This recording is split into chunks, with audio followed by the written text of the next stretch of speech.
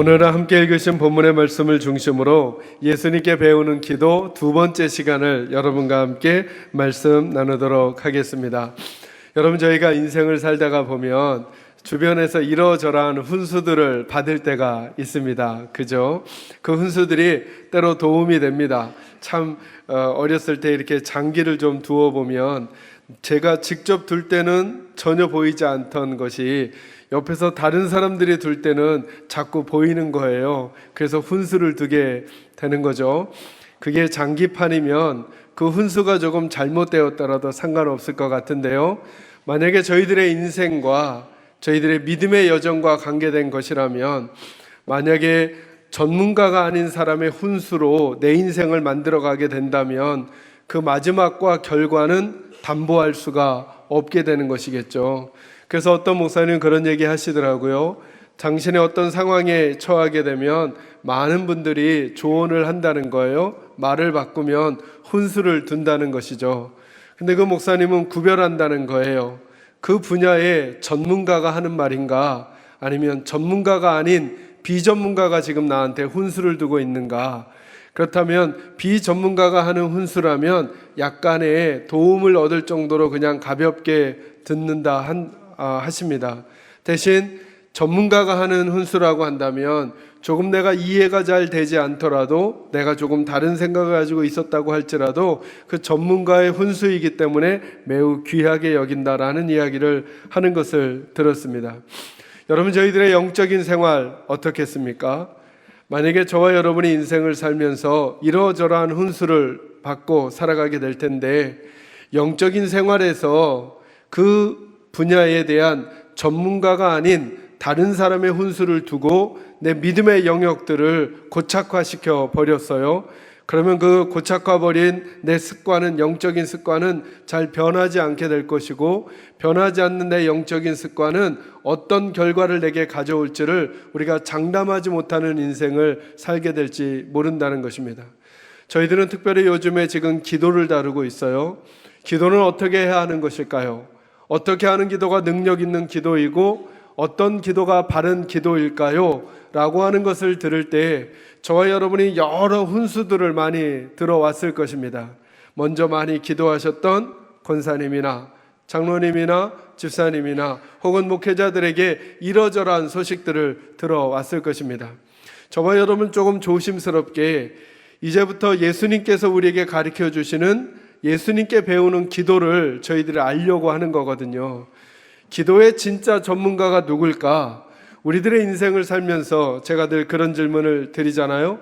성경은 자와 같고 성경은 매뉴얼과 같다.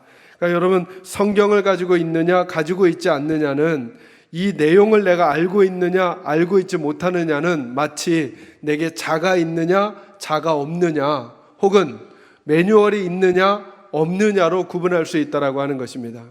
늘 설명을 드리지만 이 종이의 가로의 센치를 여러분과 제가 추측할 수 있습니다.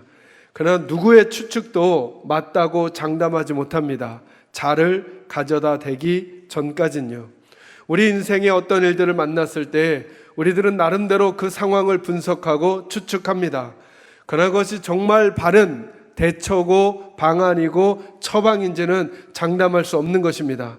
왜냐하면 자와도 같은 하나님의 말씀을 내가 가지고 있지 않으면 그것은 비전문가들이 숱하게 쏟아냈던 훈수들을 마음에 품은 내가 그 훈수에 의하여 결정하고 판단한 것에 불과하기 때문에 그렇습니다. 바른 기도란 무엇입니까? 기도는 어떻게 해야 하며 어떤 기도가 능력이 있는 것입니까? 라고 하는 것을 말할 때, 오늘 우리에게 기도를 알려주시는 예수님의 이야기를 저와 여러분이 귀를 기울여 보려고 하는 것입니다. 그렇다면 이전에 우리가 듣고 알고 있었던 기도에 대한 이야기, 기도를 많이 하셨거나 기도에 대한 정보가 많으신 분들도 살짝 내가 가지고 있던 지식들을 옆으로 밀어놓고 내 안에 예수님의 것을 한번 흠뻑 그리고 선명하게 담아놓는 것이죠.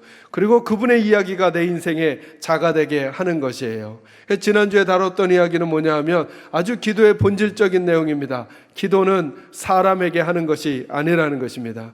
사람에게 보이려고, 사람에게 내가 어떻게 평가되는지, 내가 어떤 언어를 쓰는지, 어떤 단어와 어떤 표현을 쓰는지, 어떤 방법들을 가지고 기도하는지를 사람에게 나를 드러내려고 하는 것은 기도의 형식이나 패턴을 가졌더라도 그것은 이미 기도가 아님을 예수님이 말씀해 주셨습니다.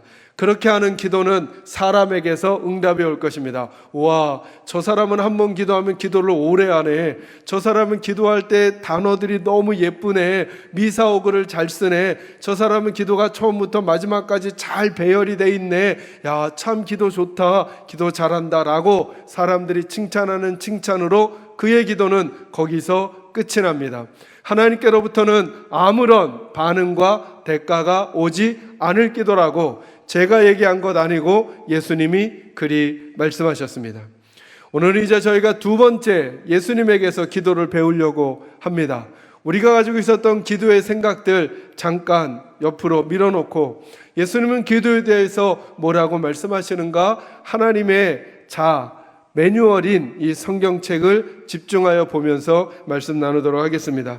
여러분 6절 말씀 중심으로 말씀드릴 텐데요, 같이 한번 읽어보도록 하겠습니다. 읽습니다. 시작. 너는 기도할 때에 내 골방에 들어가 문을 닫고 은밀한 중에 계신 내 아버지께 기도하라. 은밀한 중에 보시는 내 아버지께서 갚으시리라. 아멘. 여러분 6절 말씀에 보면 자주 반복되는 단어가 몇 개 나옵니다. 여러분 한번 자유롭게 찾아보시죠. 6절에 계속 반복되는 단어 뭐 있습니까? 네, 은밀하다라고 하는 단어, 그죠? 기도라고 하는 단어 반복되죠? 아버지께라고 하는 단어가 반복됩니다. 그러니까 6절 말씀을 잘 이해하려면 이 세 가지 단어 유심히 한번 생각해 볼 필요 있다라고 하는 거예요. 아, 기도해야 되는구나. 누구에게요? 아버지께 해야 되는구나. 어떻게 해요? 은밀하게 해야 된다는 거예요. 어찌 보면 이게 오늘 본문 말씀의 핵심이에요. 그리고 오늘 설교 제목도 하나님께 기도하라는 거예요. 지난주 설교 제목은 뭐라고요? 누구에게 기도하지 말아야 한다고요? 사람에게 기도하는 것 아니라 기도는 누구에게 해요? 하나님께 하는 거예요. 그래서 여러분, 기도는 너무나 놀라운 거죠. 어떤 영성학자가 그렇게 이야기하는 것을 들었습니다. 그는 기도를 마치고 났을 때 나는 기도를 마쳤다 이렇게 표현하지 않고 나는 천국을 경험하고 왔다 이렇게 표현한답니다. 왜냐하면 기도 시간은 누구와 만나는 시간인 거예요. 하나님과 만나는 시간인 거예요. 그러니까 그림으로 따진다면 어떤 원 안에, 기도라고 하는 것은 어떤 원 안에 하나님이 계시고 그리고 내가 있는 거예요. 바로 이것이 천국인 것이죠. 나는 기도라는 행위를 했다는 게 아니에요. 여러분, 그것은 어떤 종교에도 기도라고 하는 행위가 다 있습니다. 심지어 종교가 아닌 무속신앙에도 기도라고 하는 행위가 있는 것이죠. 저와 여러분이 하는 기도는 종교적 행위로서의 기도가 아닌 것입니다. 저는 그 표현이 너무 예쁘다 생각했어요. 기도를 끝냈다가 아니라 나는 지금 천국을 경험하고 왔다는 거예요. 살아계신 하나님 앞에 내가 머물다 온 것이 기도인 거죠. 만약에 살아계신 하나님 앞에 머물지 않고 왔다면 내가 아무리 말을 많이 했더라도, 내가 아무리 깊은 사색을 했더라도, 내가 아무리 목청을 높여 외쳤더라도 그건 기도가 아니라는 거예요. 기도는 천국을 경험하고 온다는 거죠. 황홀경에 들어가는 것을 말하는 게 아니에요. 그 그림 자체가, 기도하는 그림 자체가 하나님 앞에 내가 머물다 오는 것이죠. 천국은 어떤 것일까요? 하나님 앞에 내가 영원히 머물러 사는 곳, 이것이 천국 아니겠어요?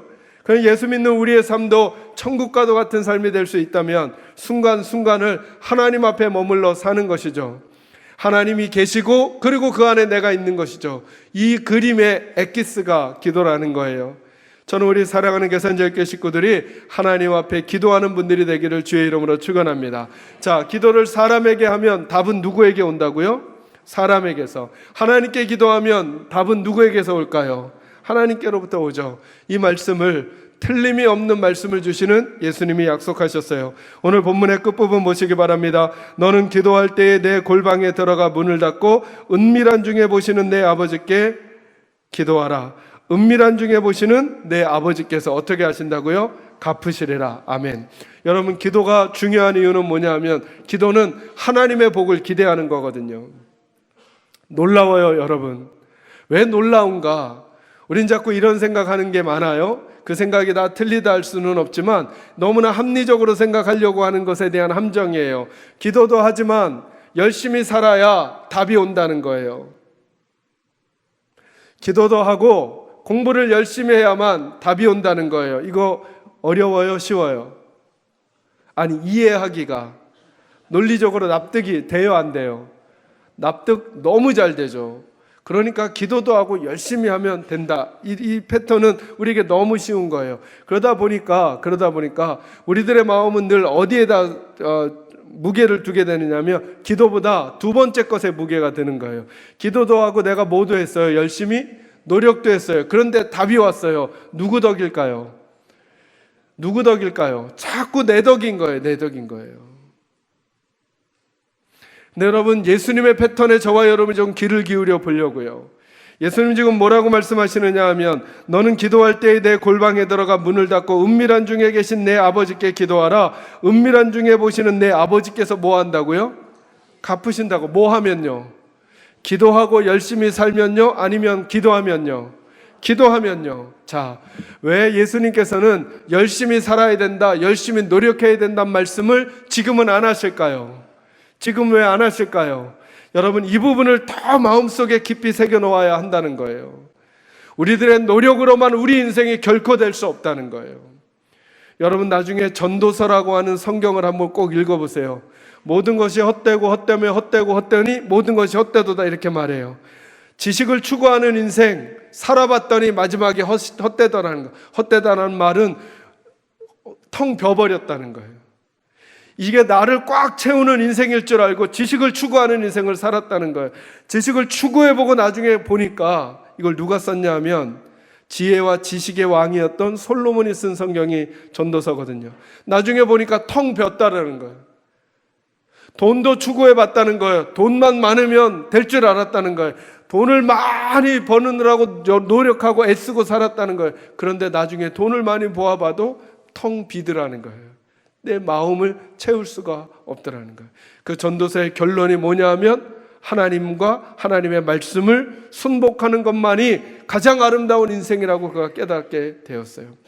왜 예수님께서는 기도하고 열심히 노력하면 하나님이 답 주신다 이렇게 설명하지 않았을까요? 우리 인생들이 이 두 가지 중에 균형을 잡으라 그러면 자꾸 기도를 소홀히 여기는 거예요. 기도는 허송세월 같아요. 괜히 하는 것 같아요. 그런데 주님은 더 강력하게 우리에게 각인시켜주고 싶은 거예요. 너희가 기도하면 아버지께서 갚아주실 것이다 라고 약속하셨어요. 그래서 여러분, 기도엔 믿음이 필요해요. 믿음이 없이는 기도하지 않아요. 히브리서 11장 6절 말씀, 믿음이 없이는 하나님을 기쁘시게 할 수 없다고 하셨어요. 그래서 하나님께 나아가는 자는 반드시 하나님의 존재를 믿어야 돼요. 그러니까 기도는 내가 말을 많이 했다고 기도가 되지 않아요. 누구의 존재를 믿어야 돼요? 살아계신 하나님의 존재를 믿어야 돼요. 이건 선택이 아니에요. 반드시 하나님이 계신 것과 또한 그가 반드시 자기를 찾는 자들에게 상 주시는 이심을 믿어야 한다는 거예요. 내 기도의 능력을 믿으라는 게 아니죠. 내 기도를 들으시는 하나님의 존재와 하나님의 응답하심을 신뢰하는 믿음이 기도의 전제인 거예요. 기도 앞에, 어찌 보면 기도 앞에 믿음이 있는 거죠. 그죠? 믿음이 있고 그 다음에 기도가 있는 거예요. 그림으로 그리자면. 믿음 있는 사람이, 그래서 믿음 있는 사람이 내뱉는 모든 게 기도가 될 수 있어요. 믿음 있는 사람이 내뱉는 한숨, 기도라니까요, 여러분. 믿음 있는 사람이 내뱉는 신음소리, 기도라니까요. 믿음 있는 사람이 내뱉는 탄식, 기도가 된다니까요. 믿음 있는 사람이 흘리는 눈물, 그건 그 자체가 기도가 돼요. 근데 믿음 없는 사람이 내뱉는 아름다운 미사오고, 믿음 없는 사람이 내뱉는 설득적 어떤 언어, 어떤 표현, 어떤 시간, 어떤 방식은 그것은 하나님을 기쁘시게 할 수 없는 거예요. 기도가 왜 귀한가? 기도엔 하나님의 응답이 따릅니다. 믿으시기 바랍니다. 이건 제 말 아니고 예수님이 알려주시는 예수님의 말씀이에요. 너희가 기도할 때에 은밀한 중에 보시는 내 아버지께서 뭐 해주신다고요? 갚아주신대요. 마치 하나님께서 우리에게 빚지신 것처럼, 그렇게 하면 당연히 줘야 할 당위성이 있는 것처럼 우리에게 그 보상을 가져다 주실 거라는 걸. 뭐에 대한 보상을요? 기도에 대한 보상을. 믿으십니까, 여러분? 그런 우리 사랑하는 계산제일교회 식구들은 기도하는 인생이 되기를 주의 이름으로 축원합니다. 여러분, 우리가 놀라운 특권이라는 게 뭐냐 하면 하나님이 갚아주신대요. 사람이 갚아만 줘도 되거든요. 그런데 하나님이 갚아주시겠다는 거예요. 개인의 인생을 살든 가정을 꾸려가든 목회를 하든 저와 여러분이 여러 가지 일들을 만나게 될 거예요. 근데 그 순간 일이 잘 안 되고 틀어질 때, 계획하던 모습대로 안 갈 때, 계획하던 선을 벗어나게 될 때 우리는 두렵고 떨리고 초조하게 되는 거죠. 여러분, 두렵고 떨리고 초조한 것은 죄가 되지 않아요. 그건 문제가 되지 않아요. 우리는 연약한 피조물이라 그런 일들을 만나면 두렵고 떨리고 초조하게 되는 법이죠. 두렵고 초조하고 떨리게 된 그 상황에, 그 상황 앞에서 나는 하나님을 떠올릴 수 있는가? 나는 그 상황에서 기도할 수 있는가? 제가 늘 짓궂은 생각 많이 하거든요. 이런 생각 해봐요. 여러분, 하나님께서 뒤에서 바로의 애굽의 군대가 쫓아오는 이스라엘 백성 앞에 모세를 세우시고 앞에는 홍해가 있었어요. 하나님께서 모세에게 손에 든 지팡이를 내밀라 그랬어요. 그때 모세가 이런 마음이었을까요? 두 가지로 구분합니다. 1번, 그래, 내가 손만 내밀면 바다가 갈라질 거야. 믿음으로 내밀을까요? 아니면 이게 뭐가 될 거라고 이걸 하라고 하시는 거지? 그래도 하라시니까 해야지. 둘 중에 어느 게 더 가까울까요? 요단강을 건널 때 하나님께서 이렇게 명령하셨어요. 제사장들에게 정결케 하고 너희가 언약궤를 메고 요단강으로 그냥 걸어 들어가래요.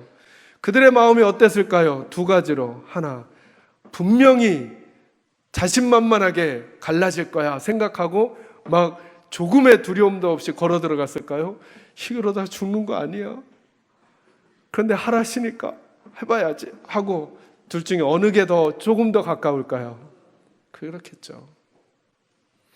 두렵고 떨림은, 피조물인 우리들의 눈에는 이것이 불안하고 초조하고 내 존재를 흔드는 사건이 될 것 같은 아픔이 우리에게 있을 수 있어요. 여기까진 우리 모두를 다 아시는 주님이 우리를 책망하지 않으실까요? 근데 그 순간에 하나님이 내게 주신 소리가 있는가? 하나님이 내게 보여주시는 길이 있는가? 하나님이 말씀하시는 끈이 있는가? 나는 그 시간에 하나님만을 만나는 기도의 시간이 내게 있는가?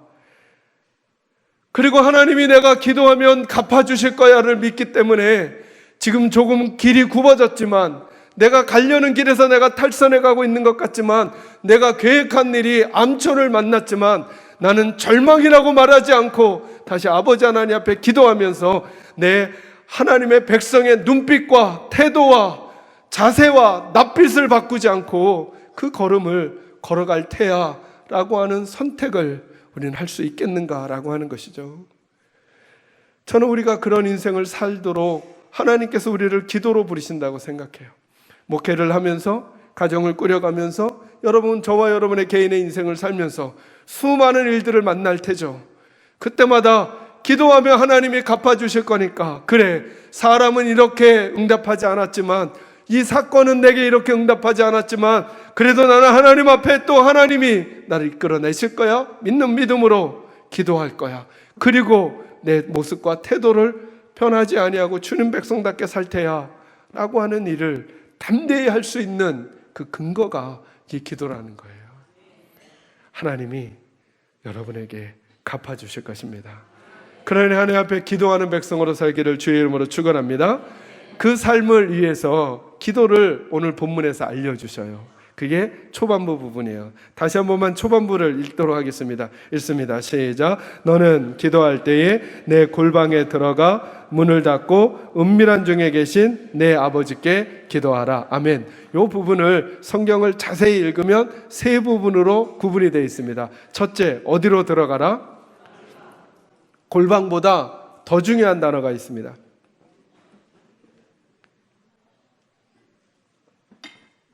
골방 앞에 있는 한 글자, 네. 두 글자로 하면 너의. 너의 골방으로 들어가라고요. 그러니까 장소의 문제가 아닌 거예요. 남의 집 골방 이거 말고 너의 골방이 있냐는 거야. 너의 골방.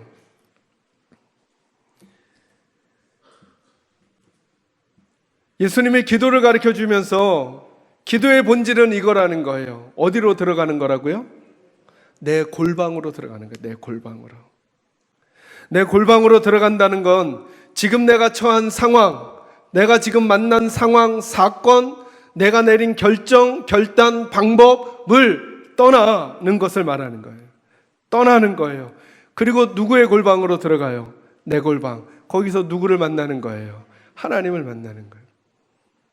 우리는 어떤 일을 만나면 내 판단이 서요. 어떤 일을 만나면 우리 계획이 서요. 근데 기도라고 하는 것은 뭐냐 하면 내가 내린 판단, 내가 내린 계획을 더 잘 진행하기 위하여 저쪽 골방에 가서 어떤 연료를 가지고 나오는 게 아니라는 거예요. 이걸 일단 떠나는 거예요. 떠나서 골방으로 들어가는 거예요. 나만의 골방으로 다른 사람의 시선, 다른 사람의 욕심, 다른 사람의 방해, 상황의 어려움, 두려움, 감정들까지 다 떠나 오직 하나님하고 나하고만 머무는 나만의 공간으로 들어가는 거예요. 그러려면 떠나야 기도가 된다는 거예요. 우리가 상황에 우리가 사로잡히잖아요. 그럼 기도할 수 없다는 거예요.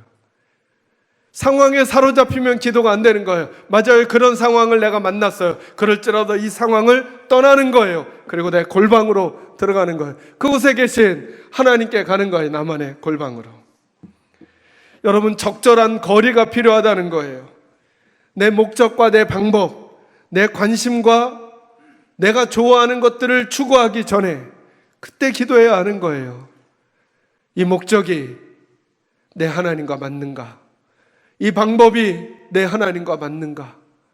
이 길을 하나님이 좋아하시는가? 하나님께 묻는 나만의 공간이 있어요.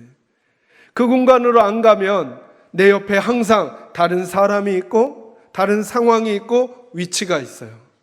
그 위치가 있기 때문에 하나님을 고려하지 않은 그 사람을 고려한 그 상황을 고려한 그 형편을 고려한 내 반응과 내 태도를 갖게 된다는 거예요.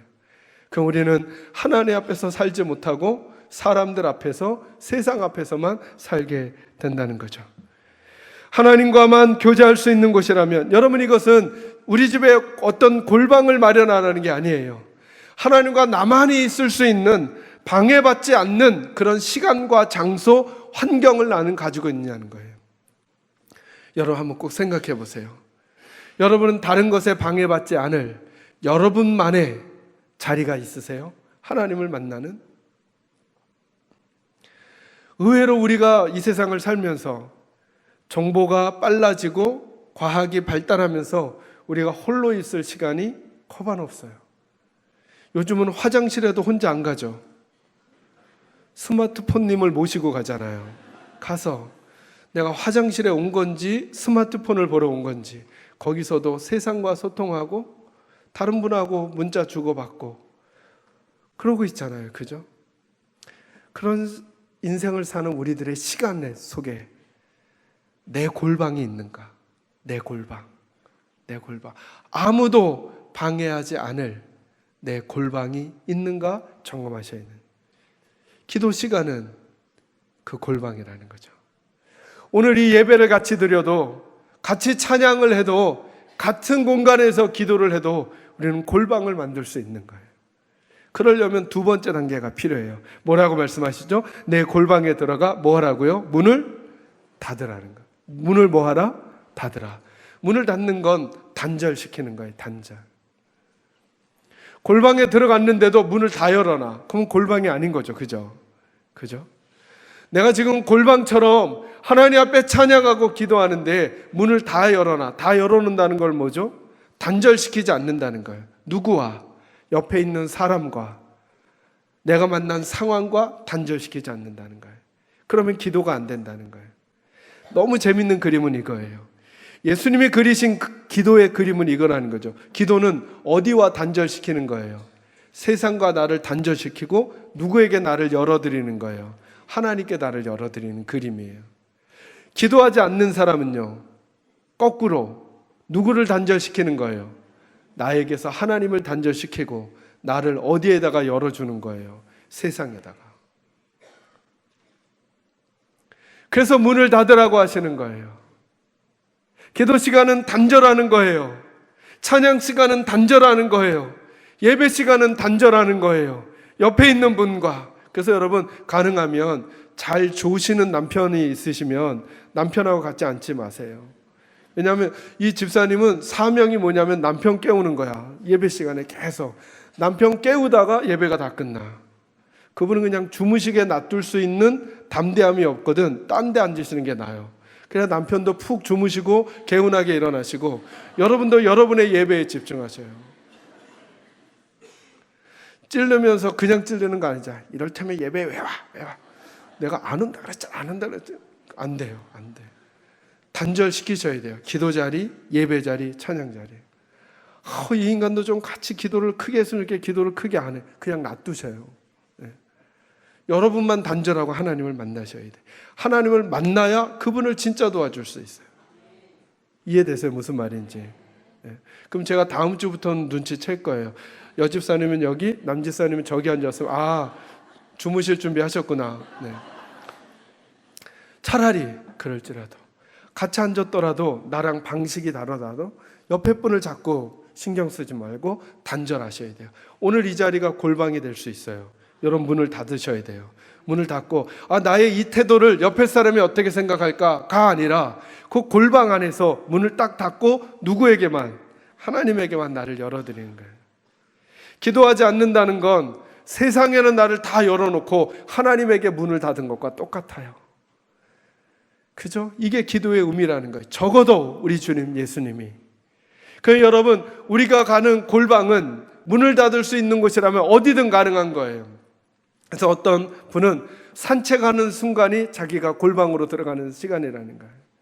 산책을 하면서 자기는 그러려면 일단 복면을 다 써야 되겠죠. 복면 쓰고 선글라스 끼고 하고 아무에게도 방해받지 않는 시간을 갖는다는 거예요. 어떤 분은 음악을 듣는 게 골방에 들어가는 시간은 조용한 음악을 틀어놓고 다 단절시키고 그 시간에 하나님하고 나만 그 공간에 있게 한다는 거예요. 어떤 분들은 경건한 서적들을 읽으면서 하나님과 여행을 한다는 거예요. 여러분, 기도의 가장 본질적인 건 뭐냐면 옆에 누구만 두겠다는 거예요. 하나님만 두는 나만의 시간을 갖겠다는 거예요. 그것이 여러분 예배당이어도 좋아요. 제가 거듭 말씀드리죠. 저희 교회가 아침부터 저녁까지 조명을 흐리게 해놓고 조용한 음악을 계속 틀어드려요. 예배당에 오셔서 한 귀퉁이에 모으세요. 저는 가끔 강단에 올라 앉아서 혹은 아래서 저 뒤에 앉아서 조용히 하나님과 하는 시간을 갖는 기쁨을 갖곤 해요. 여러분만이 가질 수 있는 공간, 장소, 그건 어디여도 괜찮아요. 그리고 문을 닫으셔야 해요. 다른 사람들의 이목과 환경에 문을 닫으시고 의도적으로 우리를 단절시키는, 그래서 영성학자들은 고독의 훈련이 영성에 매우 중요하대요. 우리는 다른 사람들에게 인정받고 다른 사람들과 어울리는 것에서 기쁨을 많이 찾으려고 해요. 매우 중요해요. 그러나 때로 우리 예수님 그러셨잖아요. 많은 무리들의 질병을 치유하시고 귀신을 내쫓으자 많은 사람들이 예수님에게 찾아 나오는 거예요. 그때 예수님은 의도적으로 그들에게서 단절하고 광야로 나가시죠. 한적한 곳으로 가시죠. 그들을 단절시키고 누구에게 당신을 오픈하시는 거예요? 하나님께. 하나님, 제가 어디로 가야 합니까? 하나님, 제가 어떤 태도여야 합니까? 하나님께 당신을 오픈하시고 하나님의 음성, 하나님의 소리를 듣고 세상에 나가 다른 이야기를 해주실 수 있는 것이죠. 세상에 오픈하잖아요. 그리고 하나님께 단절시키면 그동안에 내 안에 있었던 하나님의 이야기조차도 세상의 이야기에 얼버무리고 그리고 같이 믹스해서 다른 이야기로 자꾸 하게 되는 거예요. 저는 우리에게 하나님의 소리가 들어오는 복이 있기를 주의 이름으로 축원합니다. 마지막 세 번째는 뭐죠? 내 골방에 들어가 문을 닫고 은밀한 중에 계시는 누구에게요? 내 아버지께 기도하라는 거예요. 하나님께 기도하라는 거예요. 이거는 집중을 해야 한다는 것을 말씀하는 거예요. 우리의 방향을 선명하게 하라는 거예요. 그래서 기도는 사람에게 하는 게 아니라 누구에게 하는 거라고요? 하나님께. 근데 그 하나님의 이름을 무엇으로 알려줘요? 아버지라고 알려주죠. 아버지라고. 그분은 우리의 아버지세요. 그분은 분명히 우리의 기도를 들으셔요. 왜? 우리의 탄식이 기도가 될 수 있는가? 하나님 우리의 아버지시니까. 왜 우리의 눈물이 기도가 되는가? 그분은 우리의 아버지시니까. 자녀의 눈물을 그냥 지내가는 부모는 없어요. 자녀의 탄식이 그냥 지나가는 무덤덤한 부모는 있을 수 없어요. 부모는 그게 안 돼요. 그런데 우리 하나님의 이름을 그 부모의 이름으로 알려주시는 거예요. 하나님은 우리의 아버지가 되세요. 여러분, 헌금은 예배당에 드릴 때 헌금일까요? 아니요. 예배당에 오기 전에 준비할 때부터 하나님께는 그게 다 헌금이 되고 기도가 되는 거예요. 저와 여러분이 예배당에 오려고 하는 마음을 가질 때 이미 예배가 시작되는 거예요. 아니요, 하나님을 떠올리고 살아가는 순간순간이 하나님이 우리 아버지가 되시기 때문에 내 눈물도, 내 탄식도, 내 한숨도, 내 기쁨도, 내 즐거움도, 내 소원도, 내 계획도 하나님께 기도가 되는 거예요. 그것을 본질적으로 설명해 주는 게 오늘 9절이에요. 내 골방에 들어가 문을 닫고 그 원 안에 너와 나만을 두자꾸나. 그런 시간이 내 인생에 필요하다. 그러면 내가 너에게 갚아줄 것이다. 약속하시는 주님의 음성이 우리 가슴에 잘 새겨져. 혹시 많은 사람들과 함께 기도하더라도 그 자리를 여러분의 골방으로 만드시고 문을 닫으시고 하나님께만 시선을 고정하시길 바랍니다. 많은 사람들이 찬양하시더라도 여러분의 골방으로 만드시고 문을 닫으시고 하나님께만 시선을 고정하고 찬양하시기를 바랍니다. 하나님의 갚으심이 여러분의 인생 가운데 있을 줄로 확실히 믿습니다. 그런 인생 살아가기를 주의 이름으로 축원합니다. 기도하겠습니다.